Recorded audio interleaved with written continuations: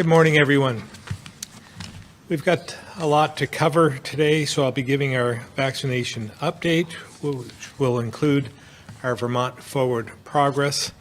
We'll also get an education update from Secretary French and a health update from Dr. Levine. We're also joined by Holly Morehouse, the Executive Director of Vermont After School, to discuss the Summer Matters initiative we've been talking about. First, as of yesterday, about 77% of those 12 and over have received at least one dose of the vaccine, which continues to lead the nation. And we're closing in on our 80% goal when we'll lift all remaining COVID restrictions. We're not giving the exact numbers today because we're still working on data with the CDC. And just for awareness, the CDC hasn't fully updated its website to reflect all of the duplications as yet. They also won't be reporting any new numbers on Memorial Day. So unfortunately, we're not going to be able to give you an update until Tuesday afternoon. I also wanted to let you know, because the CDC hasn't made those updates, we may see elevated numbers on the CDC website over the weekend. But again, we'll be able to make those adjustments early next week. And now for an update on clinics. Next week, there will be over 130 walk-in locations for vaccinations, including most of the federal pharmacy partners. Today, you'll see clinics at National Life, Northern Vermont University at Johnson, the Danville School, the former J.C. Penney at the Berlin Mall, the Champlain Valley Expo, two separate mobile home parks in Bennington, North Country Hospital, and Northwestern Medical Center. Today through Sunday, there are more clinics at Waterbury Ambulance and the Rutland Regional Holiday Inn site. Tomorrow includes the Orleans County Fair Truck Pull, Waitsfield United Church of Christ, and the Burlington Farmers Market. On Sunday, there will be events at Thunder Road in Barrie and the Orleans County Fair Concert. And finally, on Monday, there will be a clinic at Northwestern Medical Center and the Fairhaven Park and Ride. Again, these are just some of the walk-in opportunities for the weekend, and you can find more at healthvermont.gov/myvaccine. And because we've gone from less than 30% to over 50% of the 18 to 29 age band vaccinated in the last month, effective tomorrow, I'm lifting the 10 p.m. curfew for restaurants, bars, and social clubs, which means they can now operate, or after tomorrow, can operate under their normal hours. Next, as we discussed, this summer will be critical in helping Vermont's youth recover from the pandemic. So my administration, working with Senator Sanders and his team, has partnered with Vermont After School to create the Summer Matters initiative to expand the number of affordable summer programs statewide. The senator wished he could have been here today and had planned for it, but he has an active day in Washington. This program also includes making sure we're supporting older youth who may have aged out of a traditional summer camp and are interested in internships and employment opportunities. To support communities and create more partnership opportunities for school-based programs, we created a $1.5 million grant program using federal funds. Over the past few weeks, summer programs and summer camps, which aren't receiving federal money yet, like schools are, have had the opportunity to apply for funds to expand their programs. And the response has been very encouraging. 188 proposals were submitted, totaling over $7 million in demand, far exceeding the original $1.5 million we had planned for. Knowing how important this was and wanting to make sure we support our kids this summer, we're happy to announce that we've added another $2.35 million to the grant program for a total of $3.85 million. I want to thank Senator Sanders for securing this crucial funding for our state. In total, about 100 grants will go out to programs in 13 counties. This is in addition to programs that local school districts are putting together for their students. I want to thank the team that worked over the last few months to make Summer Matters possible. Staff from AHS, AOE, ANR, Sarah Pickering, the principal from Arlington Memorial High School, and of course, Holly Morehouse and her team at Vermont After School. And now I'd like to turn it over to Holly to go into more detail. Holly?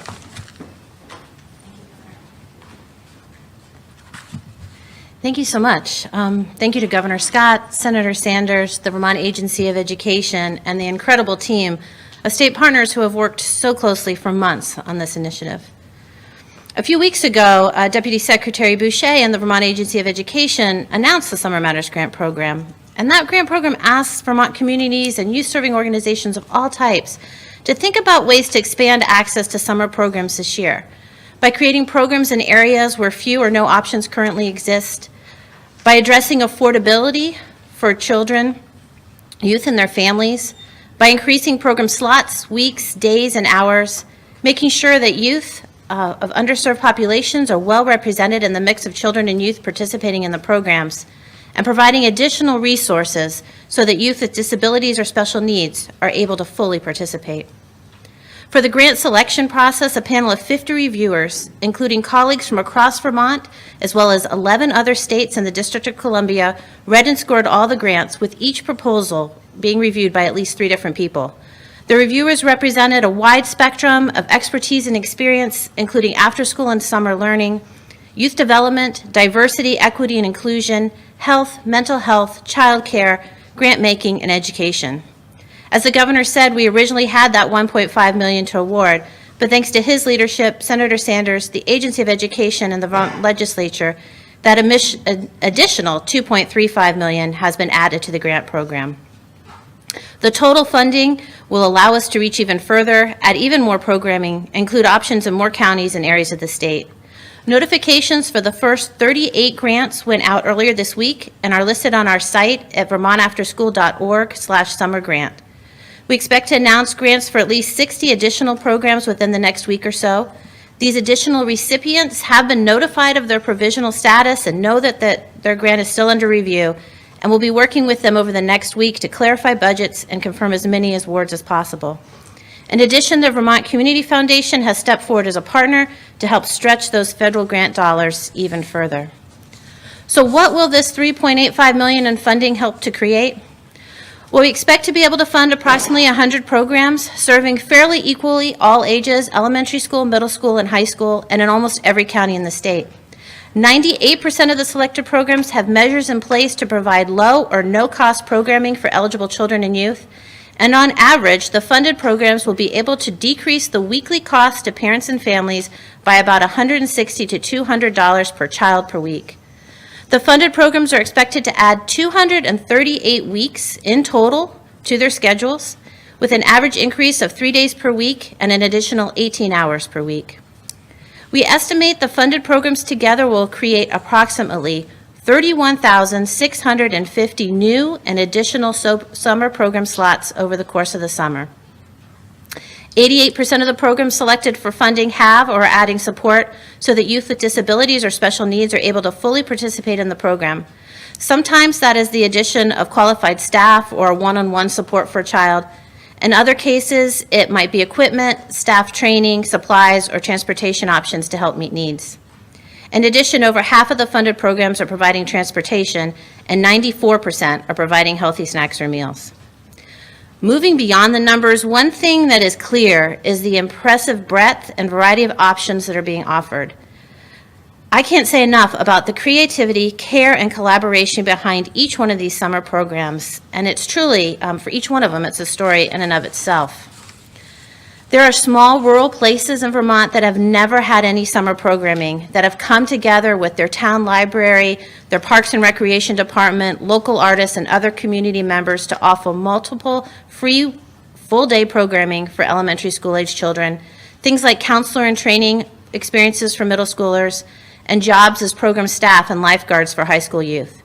There's a traveling arts bus reaching into small rural communities, a makerspace expanding slots for youth and families, and a community music center creating more outdoor free programming for kids and youth ages 5 through 18 who, as they say, desire to make music and experience community and collaboration through the arts. There's a summer camp for students with disability using the funds to bring participants together in community for the first time in 2 years, a program for children experiencing homelessness that has an incredible schedule of summer field trips lined up, a teen program working with local partners to help middle schoolers get experience setting up their own youth-run business, and a program providing mental health supports and other experiences for youth who have been involved in the juvenile justice system and or who have other significant trauma, history, needs, and barriers. The list really goes on and on. There's so much to celebrate and to be proud of, and we thank all the organizations that submitted proposals and shared their ideas. Vermont After School and the State Summer Enrichment Team will continue to look for ways to support those that weren't funded, and we also continue to want to hear from parents, youth, and families about the needs that have not yet been met. The investments that we are making in our summer ecosystem for youth are especially important in this moment, in coming out of COVID and this period of recovery, but they will also carry forward for many years. Not only will these children and youth have new memories, skills, relationships, and experiences coming out of the summer, but our partnerships and collaboration in Vermont on behalf of our young people will be stronger, more inclusive, and even more impactful. Thank you for your time this morning, and I will turn it over to Secretary Dan French.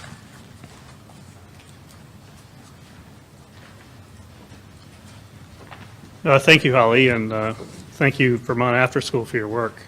Sounds tremendous. Good morning. I thought I'd review 2 guidance documents for schools that we'll be publishing later on today. The first document is a memo from me and Dr. Levine to school leaders about how to manage the remainder of the school year if and when the state of emergency ends prior to that. We feel this memo is necessary because our current guidance documents for schools derive their authority from the governor's executive order. When the emergency order is rescinded, our COVID-19 guidance for schools is also rescinded.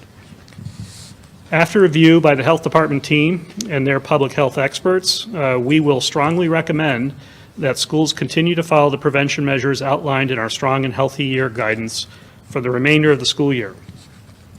This recommendation is based on the consideration of several issues. The first is the majority of our students in the K-12 system will not be fully vaccinated before the end of the school year. We believe our current mitigation measures are necessary to ensure their safety.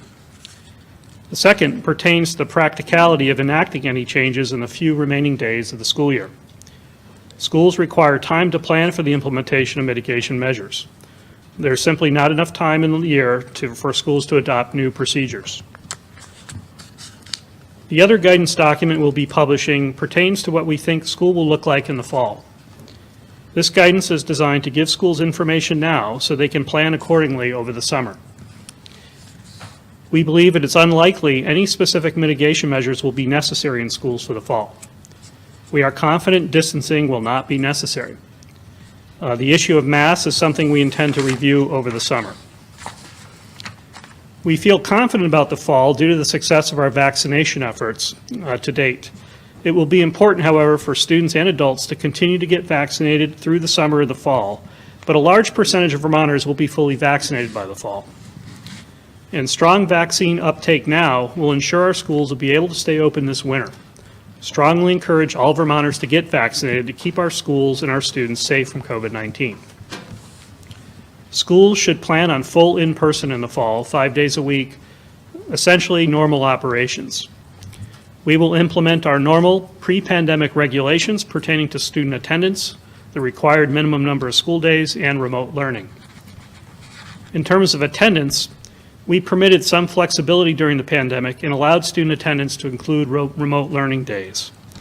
This flexibility was necessary to navigate changes in conditions for the virus and to allow schools to adapt to changing logistical considerations such as staff availability. In the fall, such flexibility around attendance will not be provided.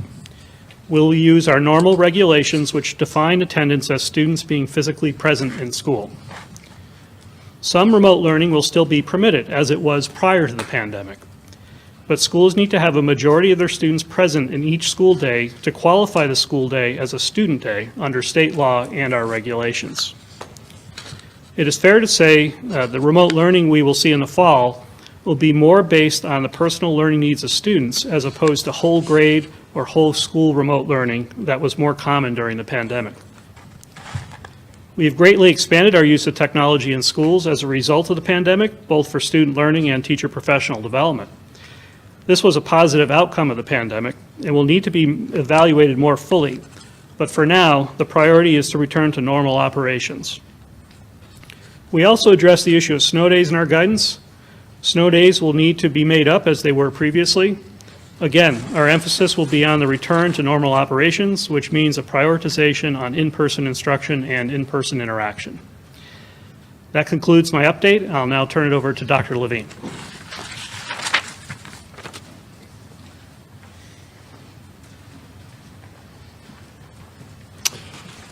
Thanks, Secretary French. I'll try to keep my update brief today, but I do have a few important points I'd like to touch on. We're doing great in vaccinating more and more Vermonters every day, providing walk-in, school-based, employer-based clinics. We're hearing about people who had questions about the vaccine, but who ultimately chose protection from COVID-19. And we know how ready many people are to get back to life once again. Just remember, as close as we are to lifting restrictions, we will not let up in our efforts to get as many Vermonters vaccinated as possible. We know variants of the virus are circulating, and we've now seen one report of an additional variant of concern in Vermont, the B1351, first identified in South Africa. This is a variant that does still respond to the vaccines, but in variable ways. Fortunately, we have only one report. Our cases are still low, so we do not believe this variant or any others are having a big impact here in Vermont. So let's keep it that way. Get vaccinated and help protect yourself and those around you. Because the good news is that the vaccines are showing tremendous success against the virus in general, and this includes variant strains. And more good news has come out about how long our immunity to COVID-19 lasts. According to some studies that are new, immunity to the coronavirus lasts at least a year and maybe longer, whether you got that immunity from being infected or from vaccination. If you did have COVID-19, the studies suggest your level of protection will be much greater by getting vaccinated, and you shouldn't even need a booster shot. People who are vaccinated but were never infected will most likely need a booster eventually, and probably after a longer period of time than you might have thought previously. But this is good evidence that not only are we protected now, but our bodies can recognize and stop this virus in the long term as well. Even if antibodies levels decrease in your bloodstream, there are potent immune cells with memory in your bone marrow that get activated if you encounter the virus again or a variant strain. This is just like what happens in many other infections. I also want to share that we are not aware of any cases of inflammation of the heart, called myocarditis, being reported after vaccination with the messenger RNA vaccines here in Vermont. A CDC safety group said recently it was looking into some rare cases of this heart problem reported in male adolescents and young adults. I want to emphasize the cases are not known to be related to the vaccines, and no causal relationship has yet been established. About 285 million doses of COVID-19 vaccines have been given in the U.S., and only several cases of myocarditis were reported. Since the cases are rare and mostly mild, the benefits of the COVID-19 vaccines still far outweigh this rare and now only possible risk. This leads me to my final note about the reporting of adverse events in relation to vaccines. There was a question at the last press conference about 8 deaths reported in Vermont in the Vaccine Adverse Events Reporting System called VAERS, V-A-E-R-S. Anyone can search this website, but it's really important to know that anything reported is only a report and can be reported by anyone, the person themselves, family, a healthcare provider. They do not necessarily mean the vaccine caused the event reported. The FDA encourages the use of this reporting system and requires healthcare providers to report any death after COVID-19 vaccination to VAERS. The CDC has noted the vast majority of deaths reported will likely be found not to be related to the vaccine, but a comprehensive picture allows a full investigation. We confirmed with our own Chief Medical Examiner's Office that in the cases reported here in Vermont, the fact that these individuals were vaccinated was not a factor in their deaths. We have yet to hear anything from the CDC Immunization Safety Office, where physicians perform their own review and then inform jurisdictions if a causal relationship is suspected. We have not received any communication that further evaluation was warranted. I appreciate the thoroughness and transparency of the federal government related to this data, but I urge anyone who looks at it to use and interpret it with caution. And with that, I'll turn it back to the governor. Thank you, Dr. Levine. We'll now open it up to questions. Starting with Calvin Cutler, Channel 3. Thank you, Governor. So can you talk a little bit more about lifting the 10 p.m. curfew? I mean, what rules will bars and clubs have to follow, and can municipalities and towns still impose stricter rules?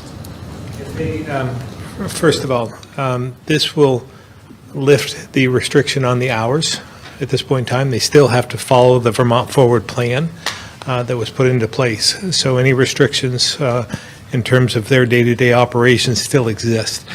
It's just the hours of operation. In terms of whether municipalities have that ability to restrict, if they have done so before, they can do so now. So I'm not sure if there were any that did. It seems to me that Burlington might have at one point, but I think they lifted that as well. So again, this is a time when we think we're within a week or two of lifting all restrictions. So we felt with Dr. Levine, Dr. Kelso, that it was safe to do so at this point in time. There was no reason to keep the limit in place. I also want to ask about, switching gears, about your veto of the Juvenile Public Records Bill a few weeks ago. You vetoed the measure, and you previously said that you err on the side of transparency, but state police still have this policy in place where they're not, or I should say the Department of Public Safety still has this policy in place, not releasing names of juveniles involved or juveniles that die in these crashes. So I guess with your veto, I mean, can you kind of address this conflict? Maybe yeah, one really didn't have anything to do with the other.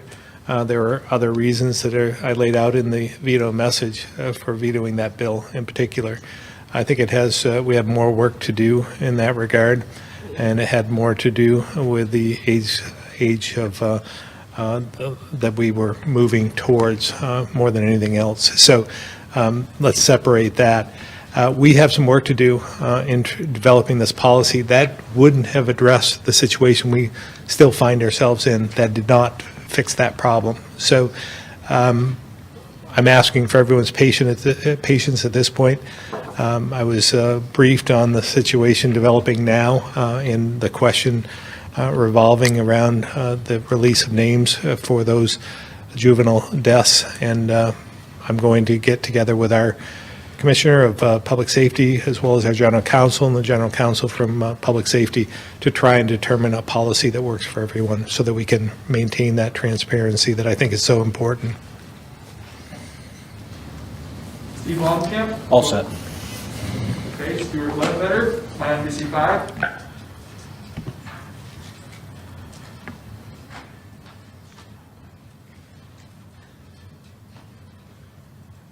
Stuart Ledbetter?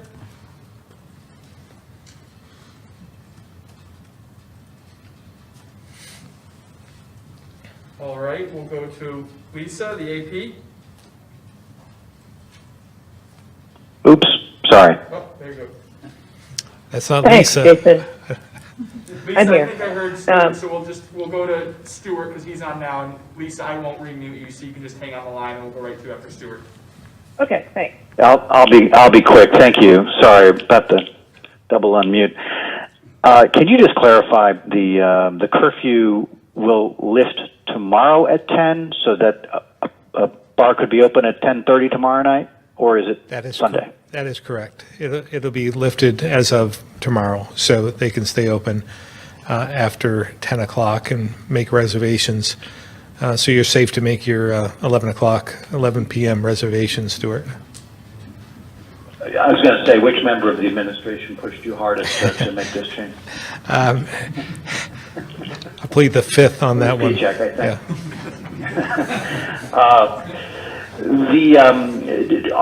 At the rate we're going, I understand you don't have the updated statistics from CDC yet, but do you still think next week we're going to get to the promised land?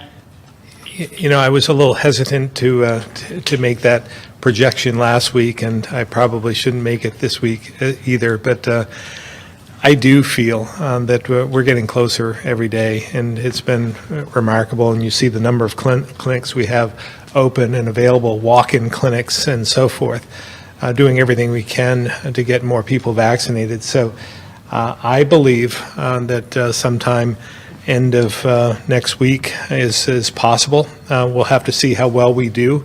And I would encourage those who haven't gotten their vaccination yet to go online, take a look, and take advantage of the opportunities that we have. And any of the employers who are out there that have employees who would like to be vaccinated, reach out to us so that we can make some accommodations to get people vaccinated. So yes, I believe by the end of next week it's possible, but we'll have to see what Vermonters do at this point.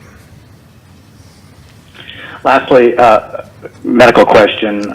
I got an email asking if there is any harm in getting a second vaccination.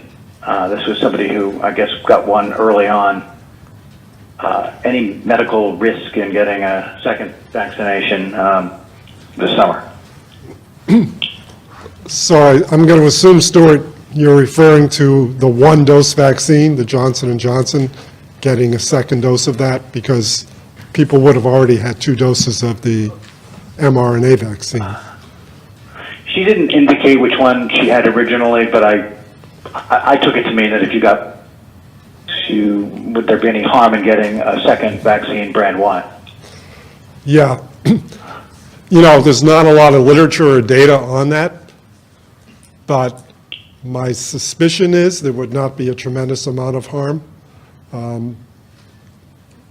I can't really give you a evidence-based answer to that because, again, we don't have literature to say that. At this point in time, she's relatively close in proximity to the first dose.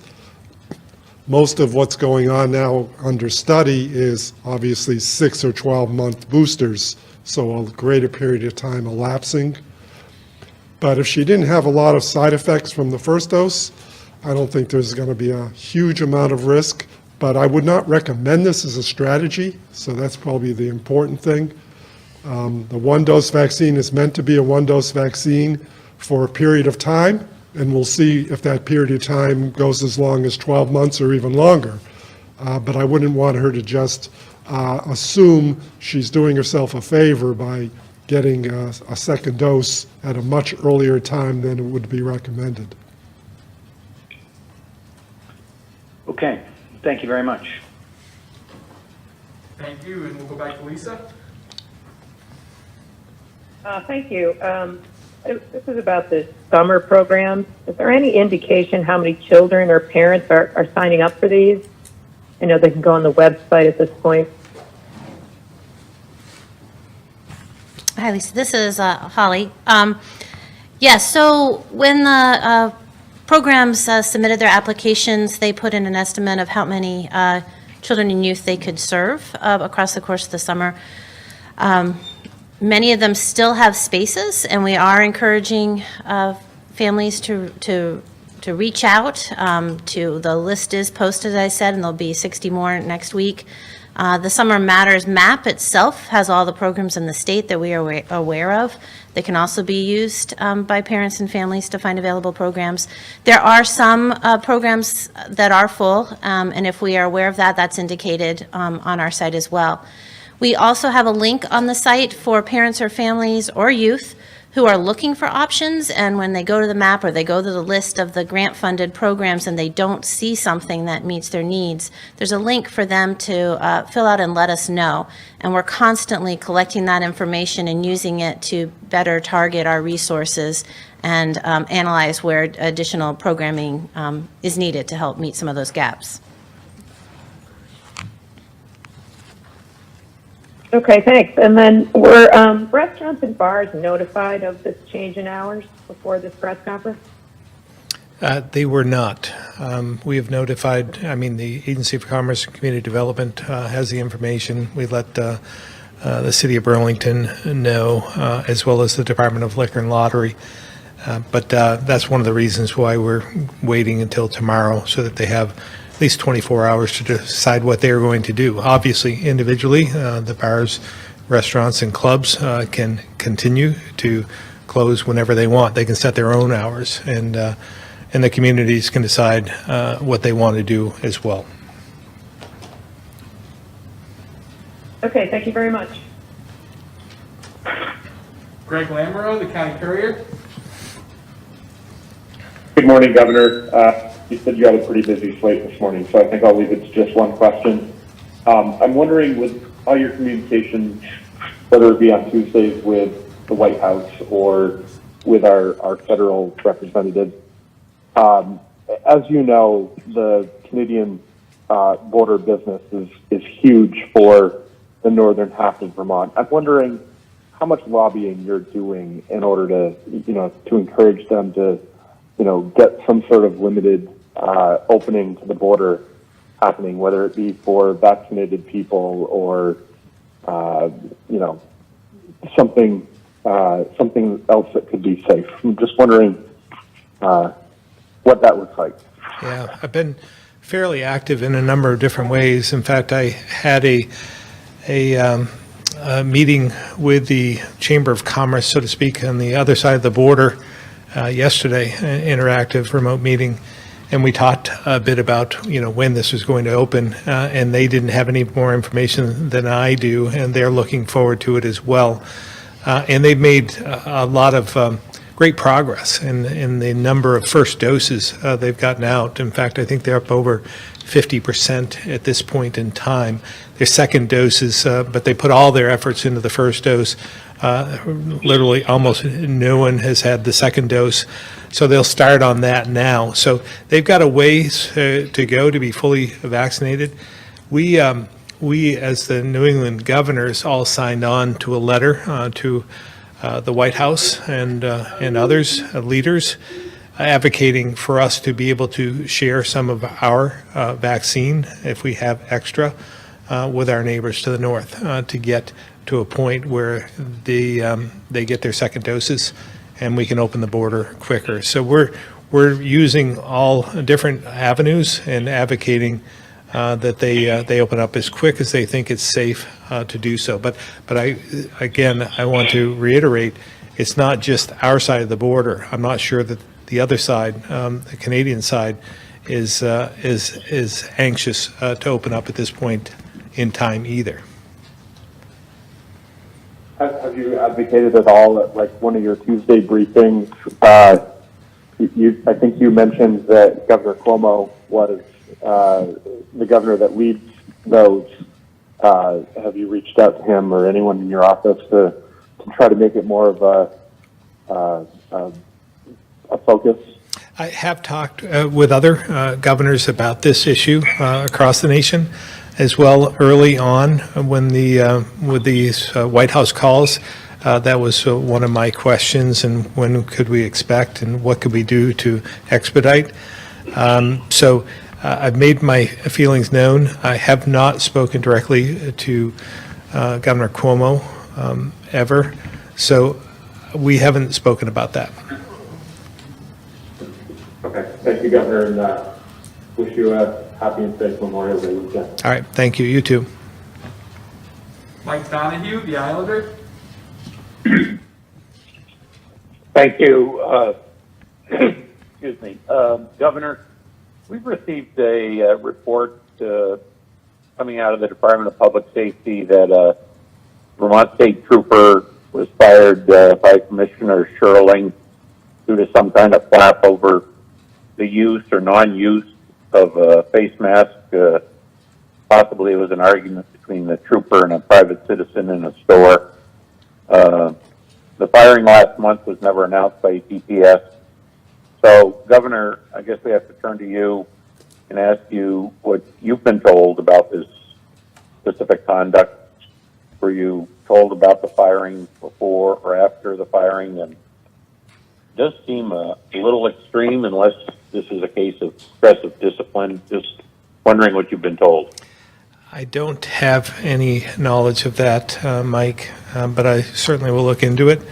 And as with any story of this nature, there's always two sides to the story. So I will definitely look into it, though. Okay, great. Thank you very much. They have not been forthcoming with us, so that's why we had to come to you. So thank you. Hope you can get the answer. All right. Thank you very much. Have a great weekend. You too. Greg, the Bennington Banner and the Brattleboro Reformer. Thank you very much. Governor, was wondering, I see with the announcement and the listing of programs that are taking place in this summer programs, I was wondering if a decision had been made about whether religious organizations were going to be eligible to receive funds. I did see that there was one particular program in Bennington County that had been noted in social media, and I did not see that on the map at present. And so I'm wondering if someone could sort of lay out how whether sort of a policy was reached on that and what that policy is. I don't have that information. I don't know. Holly, do you have that? Let Holly try and answer. Thanks. Hi. First, I want to separate out a couple of things. The programs on the map are any programs in the state that filled out the survey and submitted information that they're running this summer. The summer grant program is a subset, and those are the only ones that are being funded directly through the Summer Matters Grant Initiative. And those are located in a different section of the site. Vermont After School / Summer Grant has the listing of the first 39, and that's where the additional 60 will be listed. I believe the program that you're referring to, there were some concerns brought up on social media, and we brought that to the attention of the state, and the state is, my understanding, looking into it and following their processes. So that's all the information I have on it at this time. But it is separate from the grant-funded programs. I just wanted to clarify that. Okay, thanks. That's going to do for now. Thank you very much. Pete Hirschfeld, BPR. Thank you, Jason. Governor, a lot of children have excelled in the remote context, and I'm wondering if districts can come up with a remote learning plan that works for students and something that parents are on board with. Why foreclose that possibility with the reinstitution of the in-person attendance requirements? Well, first of all, I'm going to refer to Secretary on this issue. From my standpoint, we still have a lot to learn, to reflect on in terms of the pandemic and the silver linings associated with such. I do believe there are opportunities to do more remote learning and maybe a hybrid, different way of thinking about things, particularly for those schools and so forth that don't have the resources to provide for certain instruction. There could be a shared type of response amongst many schools in Vermont. So I think we'll learn a lot about that in the future, but why don't I let you answer that, Dan? Yeah, Peter, the first part of your question about, we're very much interested in districts that might bring forward proposals. Again, we will be evaluating those proposals based on existing regulations. So the point of our communication that's coming out this afternoon is to signal to districts so they can begin planning that essentially with the expiration of the emergency order, we fall back on our existing regulations. So any proposal that districts want to bring forward, and we certainly would encourage that, we would evaluate relative to our existing regulations. The theme with our investment in Summer Matters and the work that we see before us immediately in education, I think will put a lot of emphasis on the re-engagement aspect of recovery. So that is a priority. To the extent that we would leverage remote learning in the future, which I think is, again, the pandemic has provided a lot of opportunity to expand that capacity in the state, is something to bring forward. But I think the immediate focus will be on restoring in person so we can begin to address the recovery. And then secondly, anything we do in remote learning, which I'll say again, we had quite a bit of remote learning going on prior to the pandemic.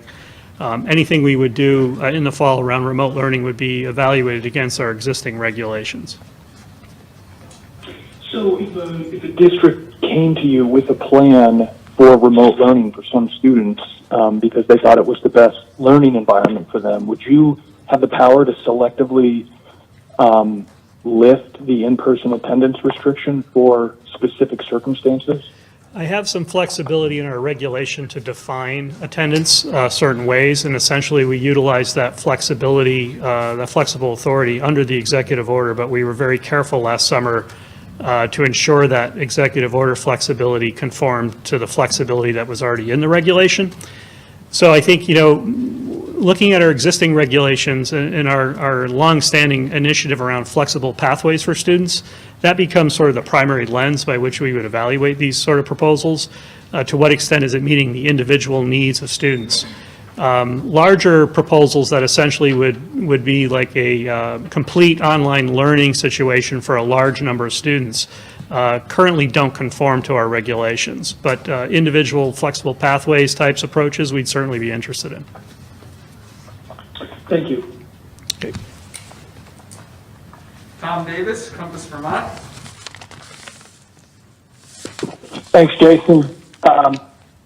CVS yesterday put out an announcement that's nationwide for all of their stores where they come up with a big pile of incentives to get people to get vaccinated, including a trip to the Super Bowl and 100 seven-day cruises on Norwegian Cruise Lines. I'm not sure I'd want to get back on a cruise ship post-pandemic, but this begins on June 1st. How long will it be before the state will get information from them about how well it worked to see if this will help Vermont reach its goal? I'll ask, maybe Secretary Smith will be able to answer part of that.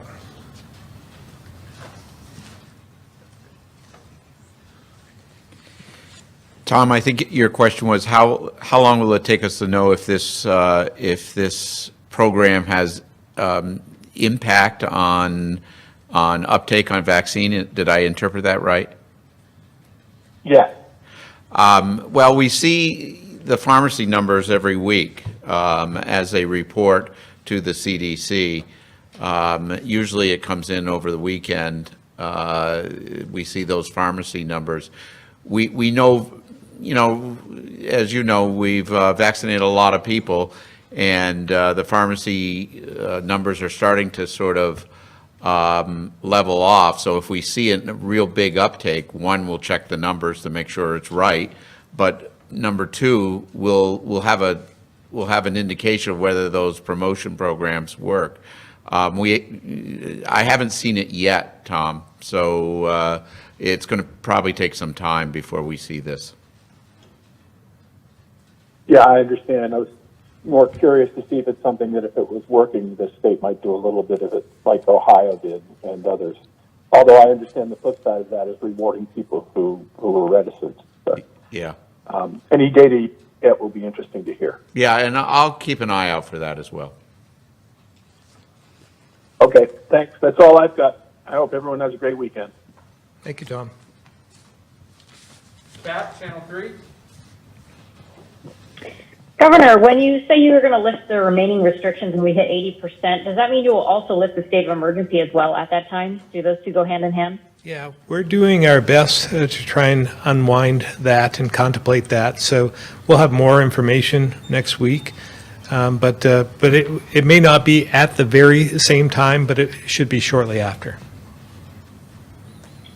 Kind of a follow-up to that, we heard Secretary French say the emergency order being lifted would get rid of some of their mandates on schools. I'm curious, what happens for the other breakout groups that are not under the Vermont Forward Plan's universal guidance at the moment? I'm thinking like the healthcare sector or the long-term care facilities, organized sports leagues who, correct me if I'm wrong, may have some restrictions still, summer camps, things like that. Well, again, once we hit that 80% threshold, we'll lift all remaining restrictions. There'll be guidelines at that point. So then the healthcare sector will not face specific mandates beyond that. Yeah, that's correct. It'll be voluntary. Yeah, guidelines and voluntary. Correct. Okay. Okay. Thank you. Aaron Pachenko, VT Digger. Heard anything to in-person schooling will due to high-risk children, children who may have, medical conditions that put them at high risk of the disease and haven't been able to get vaccinated yet. So what are your plans for in-person schooling or remote schooling for that segment of students? Sounds like a combination Secretary French, Commissioner Levine question. Secretary. Yeah, hi. Yeah, we have, again, our existing regulations provide opportunities to provide those accommodations.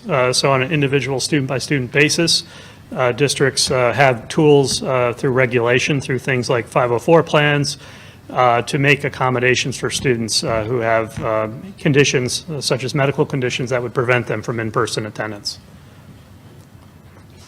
So will this kind of be something that will be decided on a district-by-district basis, or will the Agency of Education be issuing some sort of guidance on that? Yeah, it would be on a student-by-student basis, and my point would be we have a long-standing regulatory tradition on how to approach these types of issues that predated the pandemic. Okay. I also have a question about the emergency order. You mentioned, putting out a memo on what to do if and when the emergency order gets lifted. But have you, Governor Scott, arrived at a decision for certain over whether you will be rescinding the state of emergency when COVID restrictions are lifted? I wasn't entirely clear on that from the last time somebody asked. That's for the governor, I think. Yeah.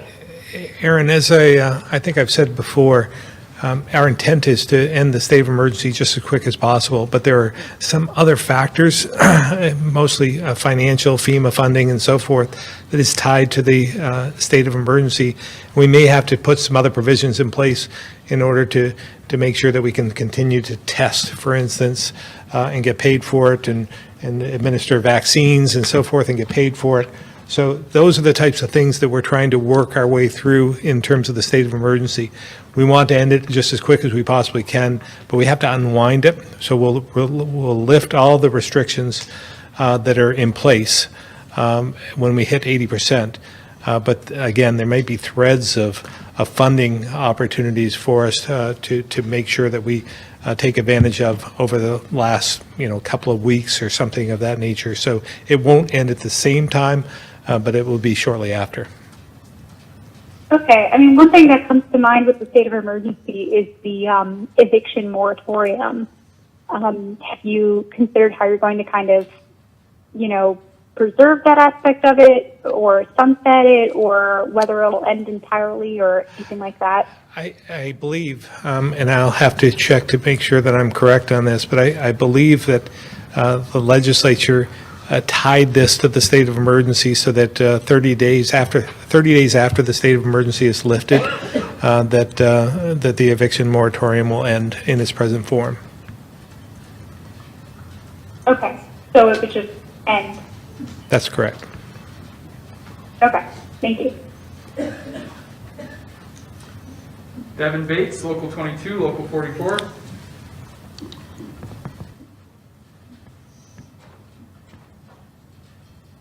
Yeah, question for Dr. Levine. At the beginning here, you went into a little bit about the CDC's vaccine adverse event response system. I had not previously heard about this, and I know it's a little bit buried on the website. Were you surprised at all by the nature of how these adverse effects or reported adverse effects can be reported just by anybody? I know there's a disclaimer there, but could this do more harm than good, just having this system be, anybody can report a supposed adverse side effects from a vaccine? Yeah, you make a good point. I do see it the opposite way, though. I do see more benefit than harm, because the purpose, especially with a novel virus, novel vaccines, is to really have cast as broad a net as possible, so that anything that might even be remotely associated with the vaccine would be detectable and could be investigated. Again, you're right, it might not mean it's true, but that's the purpose of the investigations that will occur. When it comes to the deaths, they account for 0.000 something number percent, a very, very small number. Even that small number, though, around the country after several 100 million doses of vaccine takes a long time to investigate. But we'd much rather have it be reported in the system so it can be investigated, knowing that it could be misinterpreted by people initially, and that is a risk, but I think the benefit far outweighs that. I do think, members of the public who could access this data in the system just need to really be educated about the fact that nothing in there implies cause and effect relationships. Only further investigation can lead to that kind of causality inference. So you have to just understand the data you're looking at and what it means. Thank you, that's all I had. Tim McQuiston, Vermont Business Magazine. Hi, Governor. I had a couple of workforce-related questions. One is, I know there's issues about people not working because they're getting pandemic relief benefits from the federal government, but by my math, there's about 15,000 people on that program at $300 a week is $4.5 million a week, and Commissioner Harrington can check my math on that. But $4.5 million a week into the Vermont economy. Is that factoring into you wanting to keep this program going where other states have decided to drop it? Yeah, no, from my standpoint, that has nothing to do with this, and more to do with those who are on public assistance, unemployment, and PUA and so forth, have legitimate reasons for not being able to go back to work, albeit fewer and fewer as time goes on. Childcare and so forth, especially with having kids in school and not knowing when they'll be remote and when they'll be in person. But that should end shortly. And again, with our summer programs, summer camp programs and so forth, that will all help out tremendously, I would think, from the childcare aspect. So continue to advocate that we need to get more vaccines in the arms of Vermonters, and this will lead us to lifting all restrictions, which will get people back to work. But again, I would remind everyone, we had a workforce shortage long before the pandemic, and this has just made the problem that much worse. So we should expect, regardless of what happens in unemployment and the unemployment insurance and the PUA and so forth, and the stipend associated with that, regardless of all that, after the fact, we're still going to have a workforce shortage. Speaking of that, I'm sure you heard the good news that a Canadian couple is buying the coffee cup and Vermont bread plants, or plans to anyway. It hasn't closed yet.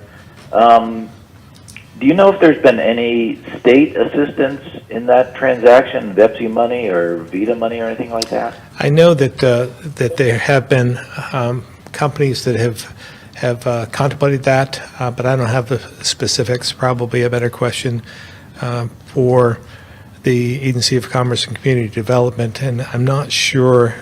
Is Lindsay on today? Okay, maybe. Yes, I am. All right. Well, maybe you could answer that for us. Sure. Yes, the company that is purchasing the coffee cup, former coffee cup and Vermont bread, was approved yesterday for an incentive growth grant. No money, has been transferred to them at this point. The way that program works is once they achieve their goals and maintain and achieve the numbers of having people on payroll, that's when they start to receive their payout. So it's been approved. That was a key component in making the deal work, and we're really excited that they are going to be doing business in Vermont and keeping that business going. Do you know what the approval, how much that would be? I think it was 1.8 million. 1.8? I would have to double check that. Okay, if that's wrong, Secretary, if someone could get back to me, I'd appreciate it. I will do, for sure. All right, thank you very much. I appreciate it. Thank you. Joseph Gresser, the Barton Chronicle. Hello, Governor. I have a question from a reader that I think I know the answer to, but usually that means I'm wrong. She is interested in knowing whether you will be taking into consideration the percentages of people vaccinated in the state as a whole or in various areas, noting that the Northeast Kingdom continues to lag behind other areas in the state in the percentage of people vaccinated.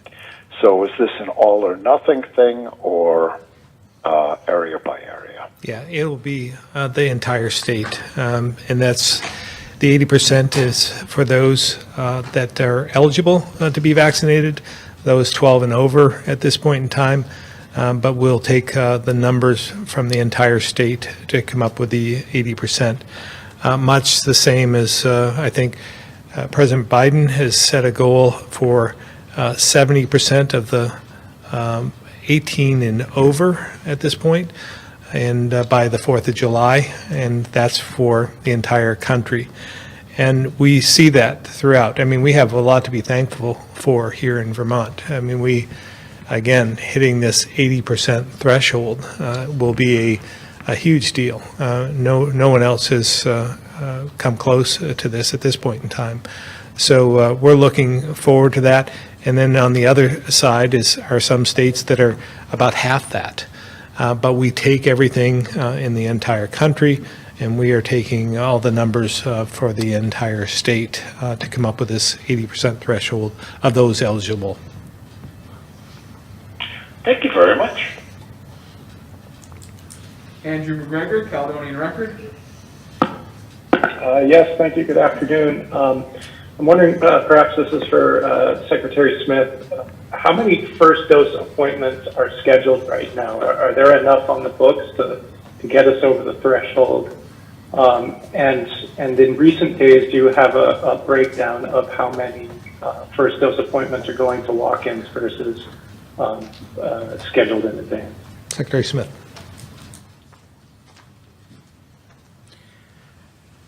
I don't have the number today of how many are scheduled, but I can tell you it's transitioning to the bulk of our effort is happening with walk-ins now. We're seeing more and more walk-ins as we move forward. So you'll see that, I think over the next week, you'll see that number continue to decline in terms of registrations. And plus, our strategy has changed as well. As you know, we are, as I've mentioned on a couple of occasions, these mass vac sites will start transitioning to other types of sites, probably around mid-June, and will be more focused on taking the vaccine to people in walk-up type of sites. So I think you'll start seeing that, but I don't have that number. I'll get that number for you. But it is in transition as we moving the vaccine sites to the people where they live, play, and work, and do more and more walk-ups. For example, National Life Today is all walk-up as we move forward. So that number will continue to go down as we transition to a different style of administering vaccine. Okay, thank you. And for Holly Morehouse, I'm wondering if there's plans to develop a comparable grant program for nonprofits for fall and winter activities. I'm thinking recreation and sports, youth programming, things like that.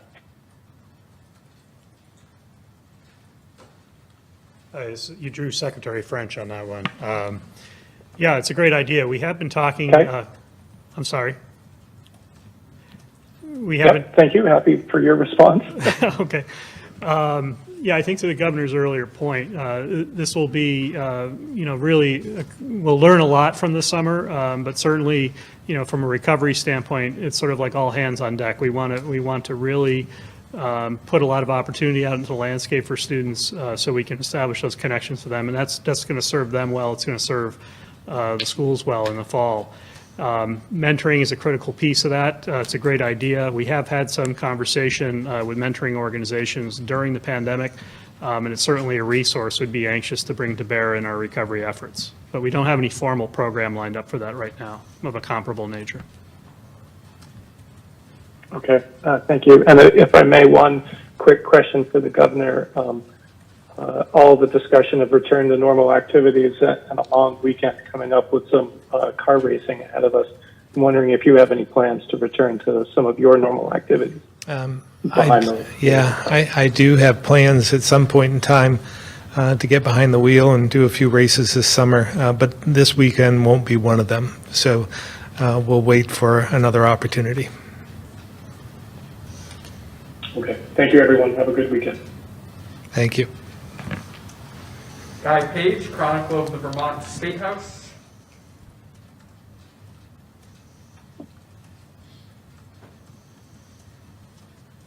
Governor, 9 states do not require parental consent for COVID-19 vaccination for at least some minors. Can you confirm that Vermont does require parental consent for COVID-19 vaccination? And do you see that policy changing? At this point in time, we do require authorization from the parents for vaccinations. I'm not sure if we're going to change that. We haven't really discussed that at this point, but I don't see it changing, but anything's on the table, I guess. Okay, thank you. Question, I suppose, more for Secretary French, but he said that the question of masking this fall is being studied. Is a K-12 student vaccination status a key criteria for whether they'll need to wear a mask? And if so, will you be requiring proof of vaccination? Hi, Guy. Yeah, you had a couple aspects of that question.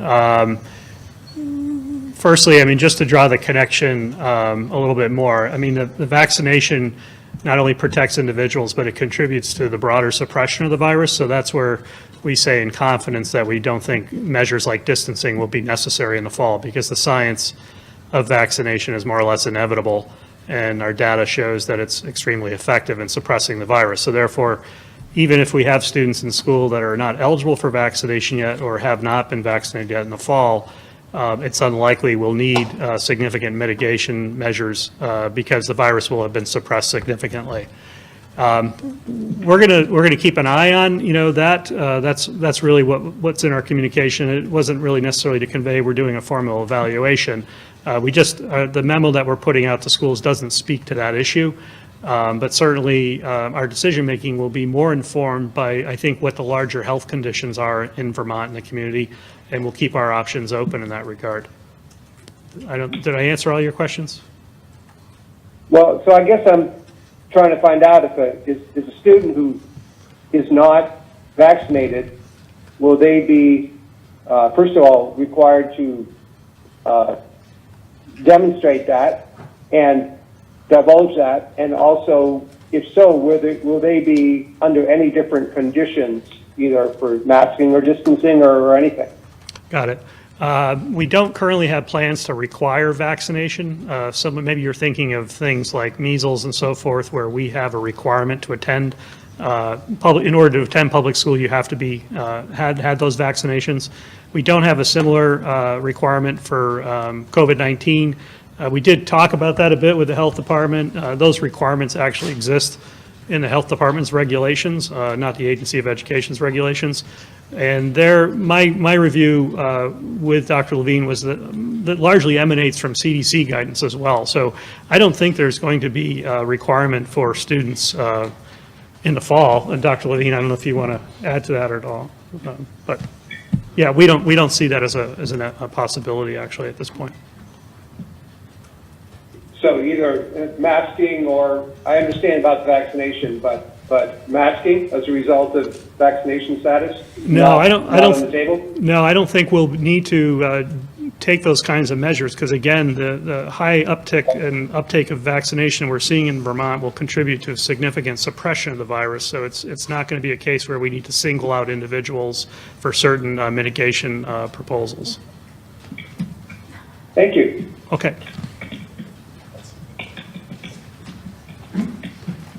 I can just add one more comment to that.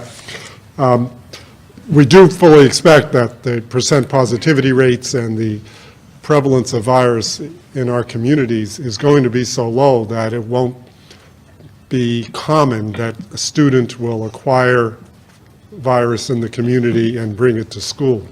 But having said all that, we watch the data every week, every day, every month, and we'll make those decisions as time goes on. Currently, the health recommendation and the CDC recommendations are still for unvaccinated people to have masks on. And as we exit Vermont forward, that's the recommendation we continue to make, is that unvaccinated people, which include people who can't be vaccinated because they're too young currently, wear masks. But this is now May, and it's a little premature to talk about what will happen at the beginning of the next school year.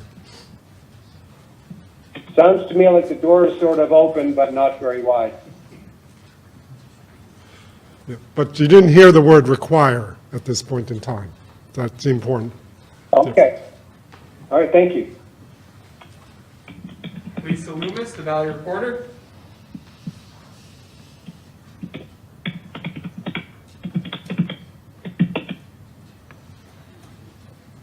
Lisa Loomis. All right, we'll move to Mike, True North Reports.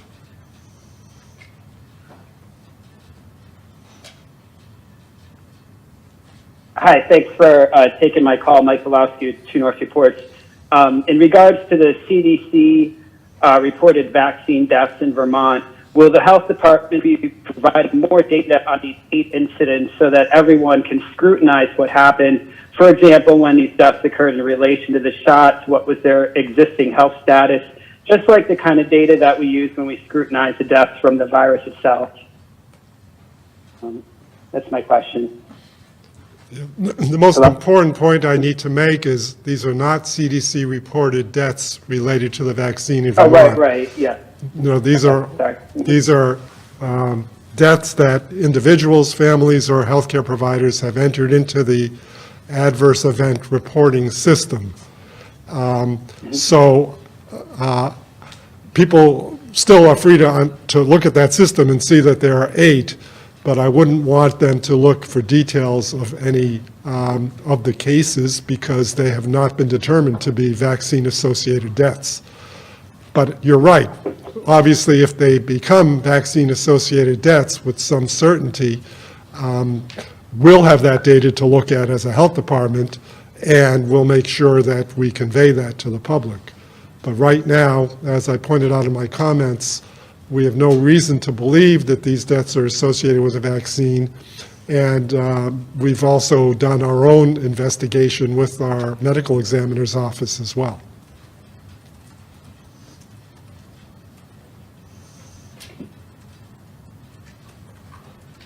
All right. I'm sorry, I had a problem with the mute. No, I'm sorry, I had a problem with the mute button. I have a quick another question. Also on COVID, the state of Florida never had a mask mandate. The newspaper, the Orlando Sentinel, is reporting that cases are down 2/3 over the past month, and they're down quite a bit since they peaked in January, around 15,000 average daily cases, down to 2,200 cases today, roughly. Is it a time? I know we're already looking at ending a lot of these mandates soon, but does looking at what's happening in other states influence our mask policy going forward?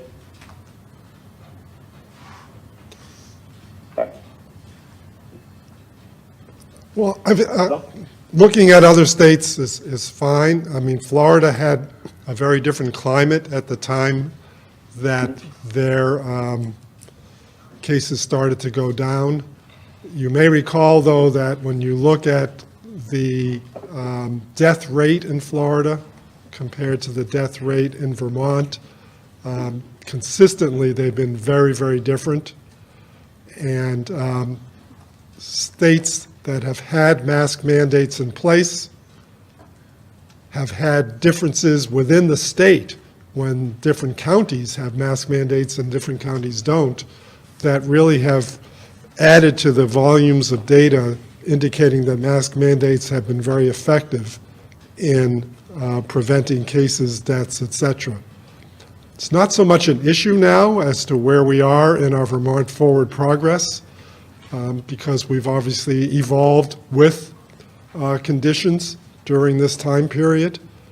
So this would be something to think about in the future if the virus had a resurgence around the country for some reason, which I can't really see forecasting at this point in time with the high rate of vaccination in at least the Northeast region and increasing rates in other parts of the country. So my answer would be that mask mandates have worked. We don't need one at this point in time. And they're obviously something to pull out of the toolbox if needed in a future time. Okay. Thank you very much. Colin Flanders, 7 days. Hi, yeah, I had a quick question about the bars and restaurants guidance. I guess I'm just looking for a quick refresher of where we're at as far as what bars and restaurants are expected to be doing. Is there any different expectations for people if they are vaccinated versus if they're not? For example, do a certain group need to wear masks inside? Do all people? It's just been changing so quickly, it's hard to keep track. Could you just give me a refresher of where we're at? Yeah. Again, most of those who are entering restaurants do not need to wear a mask. And for those, especially as I recall, because there's so many people who have been vaccinated at this point in time. So maybe I could ask Secretary Curley. I just want to make sure that I'm giving the correct information. Secretary Curley or Sure. Commissioner Shirley. Yep, I'm happy to help. So the restaurants and bars and social clubs, so the curfew was lifted they're still mandated to follow what we refer to as universal guidance, which is on our website at accd.vermont.gov. But just to give you a little refresher, as the governor mentioned, we no longer require masks for individuals who are fully vaccinated, but for individuals who are not fully vaccinated, they do need to wear a mask into the bar or the restaurant and should have it on. If they're moving around, they can remove it when they're seated and they're eating or having their beverage. Beyond that, we still ask the restaurants and the bars to provide for 6 feet of space between parties. So again, you may have a party that's fully vaccinated next to a party, or party that's not vaccinated next to another party that's not fully vaccinated. So we still want to give people some time to sort of, again, finish out getting their vaccines and being fully vaccinated.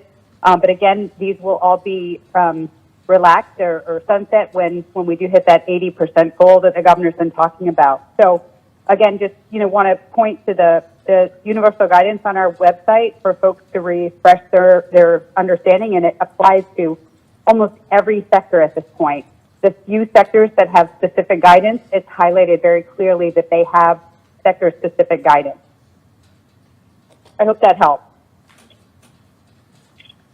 Yes, that does. And that's all I got. Thank you very much. Thank you. Avery Powell, Channel 3. You've all mentioned how the vaccination rate among 18 to 29-year-olds is getting better. Are there going to be any more vaccination clinics focused on a specific group, kind of similar to the North Beach one that happened a few weeks ago? Yeah, we're looking at every opportunity, and those that worked and maybe those that didn't, and advocate for different strategies. So we're looking for every opportunity. As I think I mentioned the other day, we're going to have some at state parks, for instance. So we'll be going to some of those areas. I'm not sure about, maybe Secretary Smith has this, I'm not sure if we're going back to North Beach in particular or not. But it doesn't mean that we won't in the future. We're just trying to find, again, what works for us, what doesn't, and keep being creative and trying to do whatever we can to get to the rest, the other 20% of the 80% that threshold that we're meeting at this point in time, because we're not going to stop. We want to again lift the restrictions, but to continue to advocate for people just to get the vaccine so that we can protect more and more people and protect ourselves in the late fall and winter, when we believe the virus will still be around. So we just if you have your vaccination, you're protected. Did you all find that the focused vaccination clinics worked in that age group? Well, obviously something was working because we've gone up over 20 points in a short period of time within a month. So I believe it's working. Maybe Secretary Smith might want to comment on this. Yeah, it is working. We've seen the convenience factor make it work. As the governor said, we are targeting that group, and we're targeting every group and making it easier and easier to get a vaccine, and working in conjunction with several events that Higher Ground is doing. We'll be there vaccinating. There will be a couple events at Higher Ground, both on the 4th of June and the 5th of June, that we're going to be at that event, and we're looking at some other summer concert events that we'll be at as well. So it is working, and the convenience factor seems to be what is working. It isn't the reluctance, it's the convenience, and we're really zeroing in on, like I said, where you live, where you play, and where you work is what we're zeroing in on in this strategy. Thank you. Okay, I guess that's it. But before we go, as we begin to get back to normal, and this we did this in an hour and a half, so it's a sign of the times. So next week, we're going to transition from our twice weekly briefings to just once a week, and that'll be Tuesdays at 11 a.m. And we'll continue to maintain the current call-in format for several weeks. As I've said, I think it's incredibly beneficial that more outlets from across the state have had access to these briefings, and we want to continue that approach in some form on an ongoing basis. We've come a long way when you think about it. We went from 3 a week in the beginning to 2 a week, and now we're transitioning to just 1. And as a reminder to those who may or may not be keeping track, this is our 142nd briefing since the state of emergency began. And lastly, before we go, yesterday I had the honor of attending the rededication of the Fallen Heroes Memorial at Camp Johnson, which commemorates the 14 members of our Guard who lost their lives tragically serving our country in the global war on terror. After the event, I spoke with the parents of Sergeant Tristan Southworth of Walden. Sergeant Southworth was one of the 14 members we honored yesterday. He lost his life in 2010 at the age of 21 while trying to save a fellow soldier in Afghanistan. Among others, he was awarded the Bronze Star after his death. On Sunday, this is something the parents wanted me to know. At the Coca-Cola 600 in Charlotte, North Carolina, NASCAR will be honoring our fallen heroes. There's 43 cars, so they're taking 43 of those lives lost from across the country. And each car will have the name of one of these brave Americans on the windshield. So Tristan's name will be on the number 17 car out of Roush Racing, driven by Chris Boucher. Now, I know this means a lot to the family, so I want to thank former Vermonter Steve Phelps, president of NASCAR, for making this happen. We live in freedom today thanks to people like Tristan, and it's important we don't forget how they lived, just as well as how they died, and as more than just names and dates on memorials. I know those who step up to serve don't do it for the glory or fame. They serve for their country, and they do it for us. So this Memorial Day, let us remember all those heroes who never came home and their loved ones they left behind. We can never do enough to honor them or their memory.